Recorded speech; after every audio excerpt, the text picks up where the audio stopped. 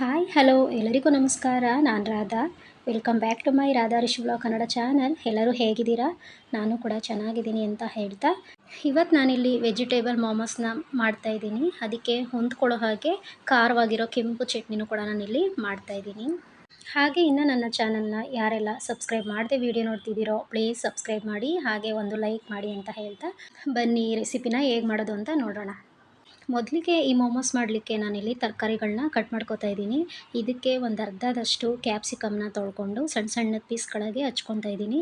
ಹಾಗೆ ಬೀನ್ಸ್ನು ಕೂಡ ನಾನಿಲ್ಲಿ ಸಣ್ಣ ಸಣ್ಣ ಪೀಸ್ಗಳಿಗೆ ಹಚ್ಕೊಂಡು ಇಟ್ಕೊತಾ ಇದ್ದೀನಿ.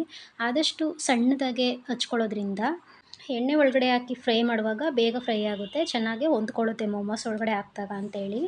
ನಂತರ ಒಂದು 3 ಹಸಿಮೆಣಸಿಕಾಯಿ ಸಣ್ಣ ಸಣ್ಣದಾಗಿ ಹಚ್ಕೊಂಡು ಸ್ವಲ್ಪ ಕೊತ್ತಂಬರಿ ಸೊಪ್ಪನ್ನ ಕೂಡ ನಾನಿಲ್ಲಿ ಹಚ್ಕೊಂಡಿದ್ದೀನಿ. ಹಾಗೆ ಇದಕ್ಕೆ ಸ್ವಲ್ಪ 1 ಇಂಚಷ್ಟು ಶುಂಠಿ ಮತ್ತು ಬೆಳ್ಳುಳ್ಳಿ ಪಪ್ಪುಗಳನ್ನೂ ಕೂಡ ಸಣ್ಣದಾಗಿ ಹಚ್ಚಿಟ್ಕೊಂಡಿದ್ದೀನಿ. ಅದು ವಿಡಿಯೋ ಸ್ಕಿಪ್ ಆಗಿದೆ.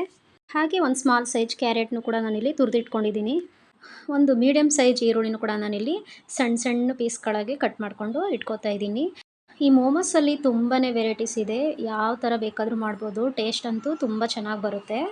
ನಂತರ ಹಿಟ್ಟನ್ನು ಕಲಿಸ್ಕೊಳ್ಳೋಕ್ಕೆ ನಾನಿಲ್ಲಿ 1 ಕಪ್ಪಷ್ಟು ಮೈದಾ ಹಿಟ್ಟನ್ನು ತೊಗೊಂಡಿದ್ದೀನಿ. ನೀವು ಬೇಕಿದ್ದರೆ ಗೋಧಿ ಹಿಟ್ಟಲ್ಲೂ ಕೂಡ ಮಾಡ್ಕೋಬೋದು, ಸೇಮ್ ಒಂದೇ ಥರ ಟೇಸ್ಟ್ ಬರುತ್ತೆ, ಏನೂ ವ್ಯತ್ಯಾಸ ಇರೋದಿಲ್ಲ. ಇಲ್ಲಿ ನಾನು ಮೈದಾ ಹಿಟ್ಟನ್ನು ತೊಗೊಂಡು ಸೇಮ್ ನಾವು ಚಪಾತಿ ಹಿಟ್ಟಿನ ಅದಕ್ಕೆ ಕಲಿಸ್ಕೊತಾ ಇದ್ದೀನಿ. ಸ್ವಲ್ಪನೇ ನೀರು ಹಾಕ್ಕೊಂಡು ಚೆನ್ನಾಗಿ ನಾದ್ಕೊಂಡು ಕಲಸಿ, ಹಾಗೆ ಸ್ವಲ್ಪ ಅದಕ್ಕೆ 1-2 ಸ್ಪೂನ್ ಎಣ್ಣೆ ಹಾಕ್ಕೊಂಡು ಚೆನ್ನಾಗಿ ನಾದ್ಕೊಂಡು ಪಕ್ಕಕ್ಕೆ ಮುಚ್ಚಿಡ್ತಾ ಇದ್ದೀನಿ ಒಂದು ಅರ್ಧ ಗಂಟೆ. ನಂತರ ಚಟ್ನಿ ಮಾಡ್ಕೊಳ್ಳೋದಕ್ಕೆ ಕೆಂಪು ಚಟ್ನಿನ ಇಲ್ಲಿ ಒಂದು 7ರಿಂದ 8 ಬ್ಯಾಡಗೆ ಮೆಣಸಿನ್ಕಾಯಿ, ಒಂದು 4 ಗುಂಟೂರು ಮೆಣಸಿನ್ಕಾಯಿ, 1-2 ಟೊಮೊಟೊ ಕೂಡ ನಾನಿಲ್ಲಿ ಕಟ್ ಮಾಡಿಕೊಂಡು ಒಂದು 5ರಿಂದ 6 ನಿಮಿಷ ಬೇಯಿಸಿದ್ರೆ ಸಾಕಾಗುತ್ತೆ. ಅದು ಮೇಲ್ಗಡೆ ಸಿಪ್ಪೆ ಏನಿರುತ್ತೆ ಅದೆಲ್ಲ ಬಿಟ್ಕೊಂಡ್ಬಿಡುತ್ತೆ. ಆಗ ನಾವು ಇದನ್ನು ತಣ್ಣಗಾಗಲಿಕ್ಕೆ ಬಿಟ್ಕೊಂಡು ಮಿಕ್ಸಿ ಜಾರ್ಗೆ ಹಾಕ್ಕೊಂಡು ಅದು ಬೇಯಿಸಿರೋ ನೀರು ಏನಿರುತ್ತೆ ಅದನ್ನೇ ಒಂದು ಅರ್ಧ ಲೋಟದಷ್ಟು ಇದರೊಳಗಡೆ ಸೇರಿಸಿ, ರುಚಿಗೆ ತಕ್ಕಷ್ಟು ಉಪ್ಪು ಕೂಡ ನಾವು ಇದರೊಳಗಡೆ ಸೇರಿಸಿ ನುಣ್ಣಗೆ ರುಬ್ಕೋಬೇಕು.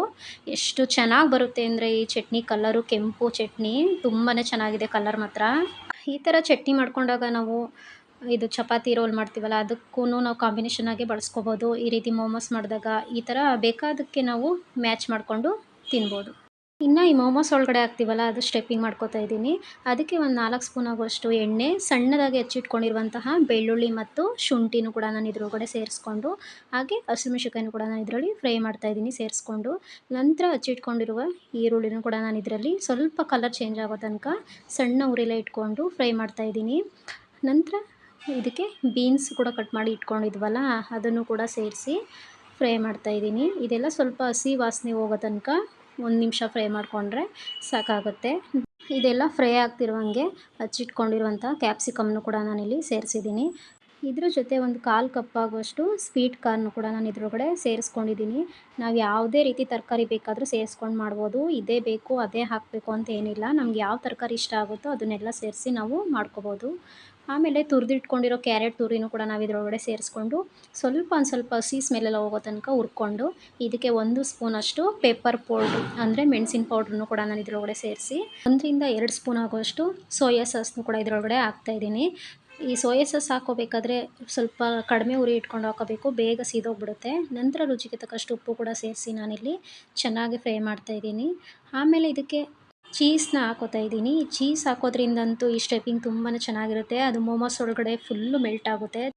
ನಾವು ಚೀಸ್ನ ಕ್ಯೂಬ್ಸ್ ರೀತಿ ಬರುತ್ತಲ್ಲ ಅದನ್ನು ತೊಗೊಂಡೋಗ್ಬೇಕಾದ್ರೆ ಸಣ್ಣದಾಗೆ ತುರಿದಿಟ್ಕೊಂಡು ಹಾಕೋಬೋದು, ಇಲ್ಲ ಅಂದರೆ ಇದೇ ರೀತಿ ಸ್ಲೈಸಸ್ ಆಗಿ ಬರುತ್ತೆ, ಅದೇ ರೀತಿ ಬೇಕಾ ನಾವು ತೊಗೊಂಡು ಸೇರಿಸ್ಕೋಬೋದು.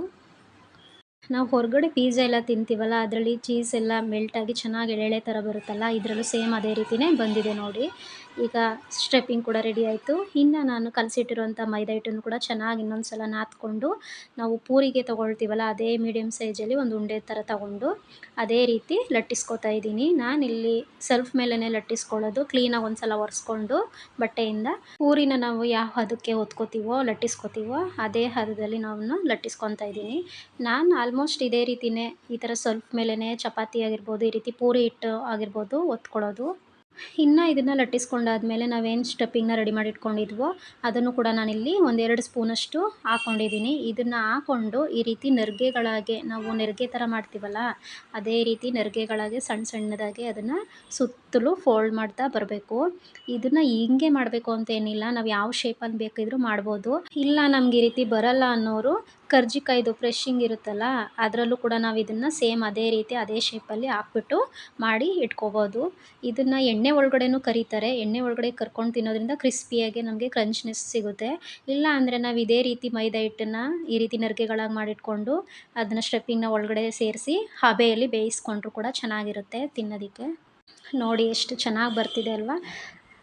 ಇದೇ ರೀತಿ ನಾನು ಎಲ್ಲ ಮೊಮೋಸ್ನು ಕೂಡ ನಾನು ಇದೇ ರೀತಿ ಲಟ್ಟಿಸ್ಕೊಂಡು ರೆಡಿ ಮಾಡಿ ಎಲ್ಲನೂ ಎತ್ತಿಟ್ಕೊಂಡಿದ್ದೆ. ಇದರಲ್ಲಿ ನಾನು 1 ಕಪ್ಪು ಮೈದಾ ಹಿಟ್ಟೇನೋ ತೊಗೊಂಡಿದ್ದೆ. ಇದರಲ್ಲಿ ಸುಮಾರು ಒಂದು 8ರಷ್ಟು ಮೊಮೋಸ್ ರೆಡಿಯಾಗಿತ್ತು. ನಾನಿಲ್ಲಿ ಸ್ವಲ್ಪ ದೊಡ್ಡ ಸೈಜಲ್ಲೇ ಮಾಡ್ಕೊಂಡಿದ್ದೆ. ಇನ್ನು ಸ್ಮಾಲ್ ಸೈಜಲ್ಲಿ ಬೇಕಿದ್ದರೂ ಮಾಡಿಕೊಂಡು ಇಟ್ಕೋಬೋದು.